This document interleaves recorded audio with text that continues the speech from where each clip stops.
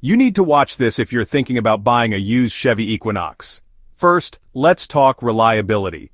The Chevy Equinox has a solid track record, but it's not perfect. Models from 2018 and newer tend to be more reliable, so aim for those if you can. Next up, we've got fuel efficiency. The Equinox has decent gas mileage, especially if you go for the 1.5-liter turbo engine. Perfect for those long road trips. Now let's chat about features. Even older Equinox models come with some cool tech like a touchscreen infotainment system and smartphone integration. Just make sure everything works before you buy. Safety is a biggie. The Equinox scores well in crash tests and has a bunch of safety features like lane departure warning and forward collision alert. Peace of mind, right? But there are some downsides. Older models, especially pre-2018, might have issues like transmission problems or electrical glitches. A thorough inspection can save you a lot of headaches. Lastly, consider the price. Used Equinoxes are generally affordable, but make sure you're getting a good deal by checking the market value. And don't skip the Carfax report.